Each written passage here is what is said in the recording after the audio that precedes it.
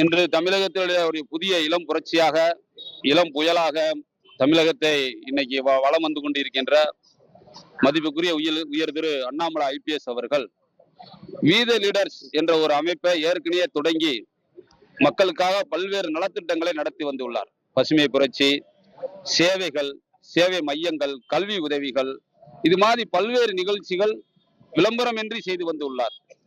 இன்றைய அரசியல் காலகட்டங்கள் மக்கள், தமிழக மக்கள் உலகத்துக்கே உயர்ந்த இடத்தில் இருக்கின்றார்கள். உலகத்துக்கே தமிழ் மொழி உயர்ந்த மொழியாக இருந்து கொண்டிருக்கின்ற உலக மனிதர்கள் வாழ்கின்ற இடமெல்லாம் தமிழர்கள் வாழ்ந்து கொண்டிருக்கின்றார்கள். ஆனால் தமிழ் கலாச்சாரம், பண்பாடு, ஆன்மீகம் அத்தனையும் இன்றைக்கு மதுவால், கலாச்சார சீரழிந்து கொண்டிருக்கின்றது. மதுவால் இன்னைக்கு தமிழகத்தில 65% தாய்மார்கள் இன்னைக்கு கணவனை இழந்து வாழக்கூடிய அவலம் நீடித்துக் கொண்டிருக்கின்றது. திருடனாய் பார்த்து திறந்தாவிட்டால் திருட்ட ஒழிக்க முடியாதடான்னு சொல்லியிருக்கான். ஆனால் இன்றைக்கு தமிழக அரசு தொடர்ந்து தமிழகத்தை ஆழ்ந்து கொண்டிருக்கின்ற அரசுகள் மதுவை ஒழிப்போம் என்று வாய் வார்த்தையில் மட்டும் கூறுகிறார்கள் என்று இன்னைக்கு மதுவை ஒழிப்பதற்கான ஒரு அடிப்படை முயற்சி கூட மேற்கொள்ளவில்லை. வெறும் ₹2.75 மேனுபேக்சர் செய்யப்படுகின்ற இந்த மதுவு அடித்தட்டு மக்களின் வாழ்வாதாரத்தை சிதைத்துக் கொண்டிருக்கின்றது. தமிழகத்தின் வளர்ச்சியை சிதைத்துக் கொண்டிருக்கின்றது.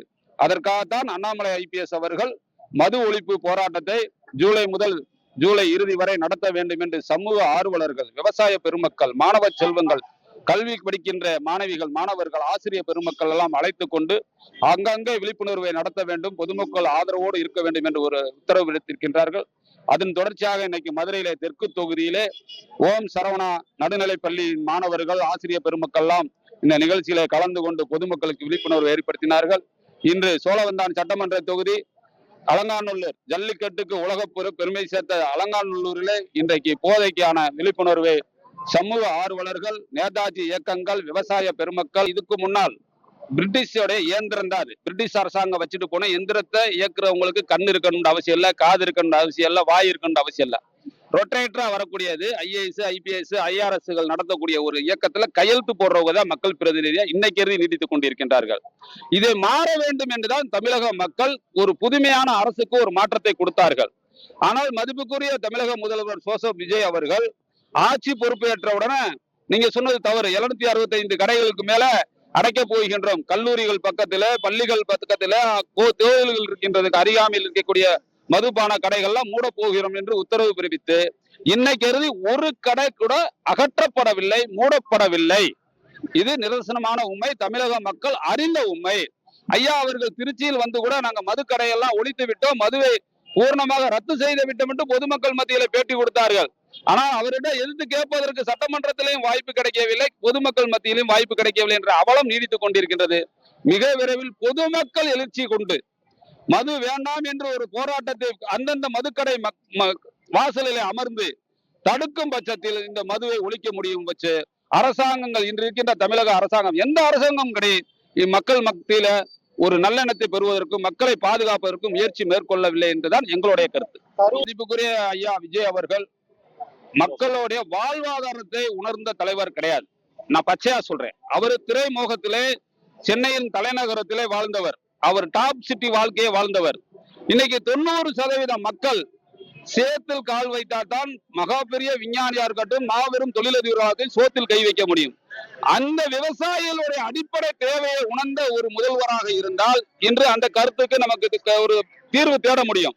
இவர் திரைப்பட வசனங்களை பார்த்து, திரைப்பட கதைகளை பார்த்து, திரைக்கதையில் நடித்தது போலவே மக்கள் மத்தியிலும் செய்து கொண்டிருக்கின்றார்.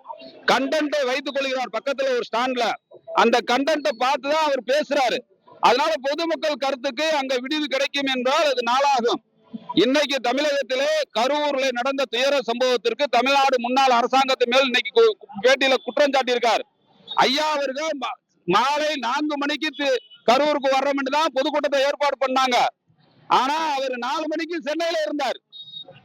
சென்னைக்கு போயிட்டு திருப்பி 7 மணிக்கு வந்ததுனாலதான் இந்த விபத்து ஏற்பட்டது.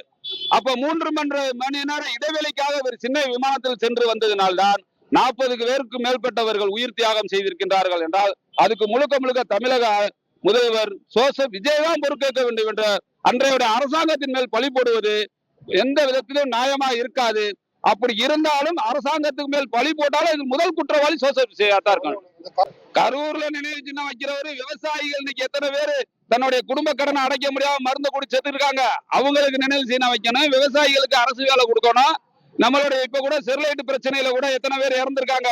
அவங்க குடும்பத்துக்கு அவர் பண்ணணும். எத்தனை பேர் இன்னைக்கு எங்கெங்க கட்டட தொழிலாளர்கள் விபத்துக்கு உள்ளாக்கிட்டு இருக்காங்க. அவங்களுக்கு அரசு வேலை கொடுக்கணும். அரசாங்கம் விற்கிற மதுவினால் எத்தனை பேர் விபத்துக்கு உள்ளாகி இறந்துகிட்டு இருக்காங்க. அவங்களுக்கு அரசாங்க வேலை கொடுக்கணும். இப்படி அரசாங்க வேலை இந்த அரசாங்கத்தினால இறந்தவங்களுக்கு எல்லாம் கொடுக்கணும்டா. நீங்க இந்தியா தமிழகத்துல வாழ்ற 90 கோடி மக்கள் 9 கோடி மக்கள்ல கிட்டத்தட்ட 6.5 கோடி பேருக்கு அரசாங்க வேலை கொடுத்துட்டு தான் இருக்கணும். இந்த அரசாங்கம் எங்க இருந்து யார் வரி பணத்தை கொடுப்பாங்க? ஏற்கனவே 13 லட்சம் ரூபாய் கடன்ல சுமந்து போய்கிட்டு இருக்கு. திமுக அரசாங்கம் 11.11 வச்சிருந்தது. டிவிக்கு அரசாங்கம் அமர்ந்தோன்னா 13 கோடியை தொட்டு விட்டது கடை. எந்த சூழலிலையும் மதிப்புக்குரிய ஐயா விஜய் அவர்கள் தமிழக மக்களுக்கு கொடுத்த வாக்குறுதியை நிறைவேற்ற முடியாது. அவர் ஆட்சி முக்காலி ஆட்சியில் அமர்ந்திருக்கின்றார். இன்னும் ஒரு கால் மணல்களால் கட்டப்பட்ட கால். அந்த மணல்கள் எப்ப வேணும்னாலும் சரியும் பொழுது டிவிகே அரசு தமிழகத்தில் இருந்து அகற்றப்படக்கூடிய நாள் வரும். அன்றைய தினம்தான் அண்ணாமலை அவர்களுடைய வழிகாட்டுதல் தமிழக மக்களுக்கு நேர்த்தியாக இருக்கும். அன்று தமிழகத்துக்கு விடை கிடைக்கும்.